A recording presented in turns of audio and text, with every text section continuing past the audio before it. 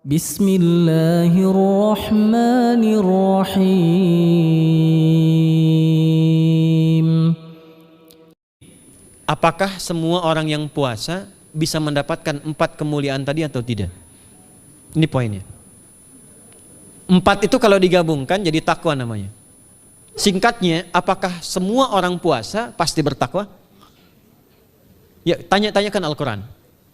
Apa jawaban Allah di Al-Quran? Dijawab langsung di ayat Siyam. Al-Baqarah ayat 183. Ya ayyuhalladzina amanu kutiba alaikumus kama kutiba alal ladzina min la'allakum. Nah, kalimat tattaqun itu diawali dengan kata la'allakum. La'alla itu namanya harfut taraji. Saya ulang ya, di ilmu nahwu la'alla disebut harfut taraji. Al-Imam As-Suyuti berkomentar begini. Setiap ada satu harapan, keinginan besar yang ingin dicapai, tapi diawali dengan kata la'alla atau la'allakum, ini menunjukkan bahwa harapan itu, alhamdulillah, harapan itu tidak mungkin bisa dicapai kecuali dengan kesungguhan, keseriusan. Jadi ketika Allah menutup kalimat puasa, ayat puasa dengan kata la'allakum, seakan memberi kesan tidak semua orang puasa akan mendapatkan kenaikan takwa dan jaminan 4 kemuliaan tadi kecuali orang yang serius puasanya, orang yang sungguh-sungguh puasanya. Karena itulah untuk menunjukkan kesungguhan itu, bagian terakhir kita, Nabi memberikan 3 amalan utama. Saya akan bacakan dengan cepat 3 amalan utama yang dikuatkan oleh beliau kepada para sahabat sebelum tiba Ramadan. Dan sampai sekarang menjadi kurikulum Ramadan Nabi. Jadi kalau ibu bapak ingin mengeluarkan kurikulum Ramadan Nabi, nanti bikin agenda saat Ramadan. Ya, supaya nggak pusing nanti. Kalau masuk hari pertama apa yang dikerjakan, hari kedua apa yang dikerjakan, subuh apa, siang apa, sore apa. Cuman nanti saya berikan 3 yang pokok ini. Ada 3. 1, meningkatkan sholat. Saya ulang ya, meningkatkan apa? Sholat. Kalau meningkat secara singkatnya berarti bertambah dari yang sekedar fardu, tambah dengan apa? Sunnah. Maka dari sekarang keluarkan semua jenis sholat-sholat sunnah. Keluarkan dari sekarang apa saja, siang dan malamnya. Yang rawatib, ada berapa rawatib? Rawatib 12. Ya, rawatib itu yang melekat dengan sholat fardu dan menentukan untuk memperbaiki sholat fardu. Menambah, jadi kalau kurang khusyuk ditambah dengan sunnahnya disebut rawatib. Bisa sebelum, bisa setelah sholat fardu. Ada 12 dari hadis Nabi SAW. Man shalla isnatai asyrata raka'atan, siapa yang sholat 12 rakaat fi yaumin wa lailatin, yang mengiringi sholat fardu siang dan malam, ya, bunyalahu bihinna baitun fil jannah, maka akan dibangunkan baginya satu rumah di surga kalau konsisten menunaikan 12 itu sampai meninggal dunia. Sahabat yang mendengar itu mengatakan kompak semuanya, sejak mendengar hadis itu kami usahakan istiqomah sampai meninggal tidak meninggalkannya. 12 itu 2 sebelum subuh, cepat. 4 sebelum zuhur, 2 setelah zuhur, 2 setelah maghrib, 2 setelah isya. 2 rakaat sebelum subuh, 4 rakaat sebelum zuhur. Kalau nggak bisa 4 rakaat karena terbatas waktunya, boleh 2 rakaat khusus untuk sebelum zuhur. Kalau nggak bisa 4, boleh berapa? 2. Dalilnya hadis Ibnu Umar radhiyallahu taala anhuma. Kata beliau, hafidtu asyra rakaatin, saya hafal 10 rakaat dari Nabi sallallahu alaihi wasallam salat sunnah. Maka menyebutkan sebelum zuhur 2 rakaat. Baik, jadi 12 ya, 2 sebelum subuh, 4 sebelum zuhur, 2 setelah zuhur, 2 setelah maghrib, 2 setelah isya. Ini yang disebut dengan rawatib. Jamak dari kata ratib. Di luar ini mutlak. Mutlak ini ada yang berdampingan dengan salat fardu, ada yang terpisah. Contoh yang berdampingan, 4 rakaat sebelum asar. 4 rakaat ini bukan disebut rawatib, tapi salat mutlak. Cuma waktunya berdampingan dengan salat fardu. Jadi dia nggak memengaruhi sholat fardu, cuma punya keutamaan sendiri.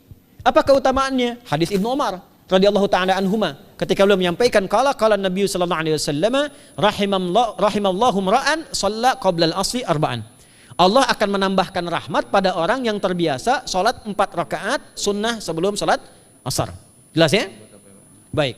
Kemudian apalagi setelah itu? Sholat di antara 2 adzan dan 2 adzan ini, adzan dan iqamah. Ya, di antara adzan dan iqamah. Tahiyatul masjid. Apalagi misalnya salat duha. Duha dibagi 3. Awal duha itu kurang lebih 1,5 jam setelah salat subuh. Subuh sekarang misal 4:30, maka jam 6 muncul awal duha. Namanya syuruk. Saya ulang, salat apa namanya? Syuruk itu salat awal duha. Jumlah rakaatnya 2 rakaat. Man shalal ghadata fil jama'ati thumma yaqudu yadhkurullah subhanahu wa ta'ala fa yusalli rak'ataini fa kana alaihi ka ajri umratin wa hajjin, ya ka ajri ummatin wa hajjin tamatan. Siapa yang salat subuh 2 rakaat dengan berjamaah, ya, dan umumnya kalau berjamaah bisa ke masjid di masjid. Kalau tak mampu ke masjid, tunaikan di rumahnya. Setelah itu tidak beranjak dulu, dia duduk untuk berzikir kepada Allah. Zikir itu bisa baca Quran. Quran surah 15 ayat 9 itu Quran disebut dengan zikir. Quran surah 54 ayat 17, 22, 32, 40 itu Quran disebut dengan zikir. Bisa baca Quran, bisa berdoa. Doa disebut dengan zikir. Quran surah ke-7 ayat 205. Ya. Bisa dengan apa lagi? Bertafakur, ya, mengaji, ta'lim, itu disebut dengan zikir. Ali Imran ayat 190 191. Alladzina yadhkuruna Allaha qiyaman wa qu'udan wa 'ala junubihim wa yatafakkaruna fi khalqis samawati wal ard, ya, disebut dengan zikir. Bisa bertasbih. Zikir pagi petang, kalimat-kalimat thayyibah, ada itu di Quran surah keempat ayat 103. Jadi habis salat subuh zikir dulu. Doa dulu, zikir dulu, belajar dulu, tafsir dulu. Setelah itu muncul syuruk. Perjalanannya disebut isyraq, melewati masyrik, 1 tombak bayangan, dia salat 2 rakaat, itu pahala salatnya senilai haji dan umrah. Sempurna. Bukan sudah haji, bukan. Mau kemana? Ibu mau haji dulu? Tidak. Ya, hajinya nanti bulan Dzulhijjah. Tapi senilai haji dan umrah itu 2 rakaat. Awal duha disebut apa? Syuruk. Pertengahan duha sekitar jam 9 jam 10. Jumlahnya 2 sampai 4 rakaat. Ya, 2 sampai 4 rakaat. Apa fungsinya? 1, mengganti seluruh zikir yang ada dalam tubuh kita. Mata berzikir, telinga berzikir, lisan berzikir, bisa diganti dengan 2 rakaat duha. Itu waktunya pertengahan duha. Kurang lebih dari jam 8, 9, 10 lah, kurang lebih 3 jam itu, ya. Yang kedua, bisa menghambat atau menghentikan, menahan satu musibah umum. Misal ada kebanjiran nih atau macet nih. Orang-orang kena macet. Bapak yang biasa sholat duha pertengahan itu tiba-tiba ditolong oleh Allah, dibebaskan. Tiba-tiba ada orang datang, Pak lewat sini di sana macet. Atau dibimbing ada kontraflow. Itu manfaatnya duha tuh. Yang pertengahan. Yang terakhir adalah akhir duha. Sekitar jam 10 sampai jam 11 menjelang ke zuhur. Ya, akhir duha itu jumlahnya dari 2 bisa 4 sampai 8 rakaat. Di antara manfaatnya bisa mempermudah datangnya rizki dengan izin Allah Subhanahu wa taala ketika ikhtiar. Itu duha. Nanti ke malamnya silahkan tahajud, tingkatkan tarawihnya sampai ditutup dengan witir. Itu salat. 2 yang terakhir saya cepat, 2 yang terakhir adalah banyak berinteraksi dengan Al-Qur'an. Ada 3 caranya. 1, banyak membaca. Itu namanya qiraah. Silahkan Bapak Ibu siapkan dari sekarang, targetnya khatam misalnya 1 kali berapa juz? 30 juz. Kalau mau gampang bagi 30, berarti 1 hari berapa? 1 juz. Paling gampang lagi, supaya nggak capek ngajinya, supaya nggak capek, bagi 1 juz 5 waktu sholat. Contoh, juz pertama itu Al-Baqarah plus Al-Fatihah. Al-Fatihah saya nggak hitung lah karena sudah hafal ya. Al-Baqarah itu 141 ayat, juz pertama. Bagi 5, 28. Jadi setiap ketemu waktu sholat, bagi 2 lagi, 28 bagi 2 berapa? 14. Sebelum sholat baca 14 ayat, setelah sholat baca 14 ayat. Itu 14 ayat tuh paling-paling gak nyampe 5 menit Bu Pak. Kalau investasi 10 menit setiap waktu sholat, bagi 2 kita baca 14 ayat, itu insya Allah selesai Ramadan khatam Quran. Itu udah rumus. Ya, tidak cukup dengan amin, siapkan dari sekarang. Siapkan. Ya. Kemudian mengkaji, kajian, tilawah. Itu tilawah itu di hadis Muslim pahalanya banyak. Ya, majtama'a qaumun fi baitin min buyutillahi. Ya, kita ngajinya Quran hadis ya, biar ya, lebih kuat dalilnya. Majtama'a qaumun fi baitin min buyutillahi yatluna kitaballahi wa yatadarasuna fima bainahum. Ya, siapa yang bisa tilawah Quran, ngaji, tafsir, keluarkan misalnya untuk Ramadan 10 hari saya pengen tahu Al-Fatihah. Itu ketika dilakukan punya 4 keutamaan. 1, ghasyiyatuhum rahmah. Selama ngaji rahmat Allah dibentangkan. Kalau pengen doa cepat dikabulkan, kalau istighfar diampuni. Yang kedua, awas ini nazalat alaihimus sakinah, diberikan ketenangan dalam jiwa. Bapak Ibu pengen di rumah tangga nyari sakinah, isi dengan Quran di rumah.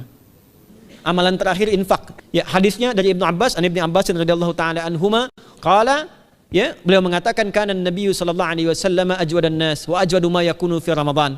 Adalah Nabi sallallahu alaihi wasallam itu orang yang sangat luar biasa dermawan dan lembut. Dan bertambah dermawan lagi ketika tiba Ramadan. Apa yang dilakukan Nabi? Mensupport sahabat, siapapun yang punya anggaran untuk infak, disiapkan sebelum Ramadan. Jangan berpikir banyak Bu. Yang penting ada anggaran, 30.000 nggak ada masalah. Setiap hari 1.000, tidak harus uang, makanan. Pernah dengar hadis ini enggak? Siapa yang memfasilitasi bukaan orang puasa walaupun dengan sebiji kurma dan sehirup air, maka dia mendapatkan pahala seperti orang puasa itu tanpa dikurangi sedikit pun. Ada? Hadisnya sahih di At-Tirmidzi. Tapi bukan berarti nyari kurma ke Tanah Abang setiap hari 1. Terus minumnya 1 sedotan aja ganti-ganti, tidak.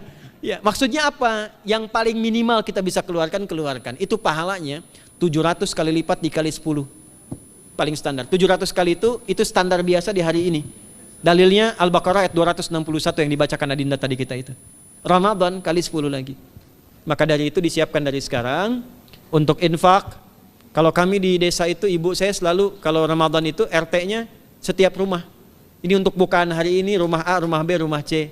Bukaan besok rumah A, rumah B, rumah C. Boleh tuh di PWM Pak dipraktikkan. Ya, misalnya anggota perserikatan siapa dikasih kesempatan. Mungkin nanti yang lain kurmanya, yang ini misalnya jeruknya, yang ini ininya. Setiap ada bukaan ya kirim ke yatimnya, ya kemudian ke pondok-pondok asuhan Muhammadiyah yang tadi disebutkan sekian ribu itu, cari pahala. Ya, saya kira itu yang bisa saya sampaikan.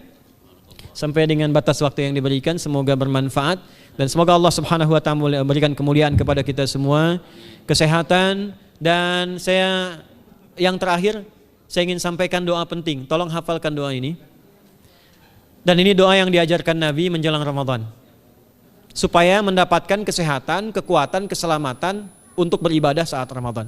Hadisnya di At-Tirmidzi nomor hadis 3254. Qala, langsung saja qala Nabi sallallahu alaihi wasallam.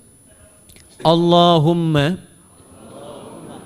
ahillahu alaina bil yumni wal iman was salamati wal islam rabbi wa rabbukallah.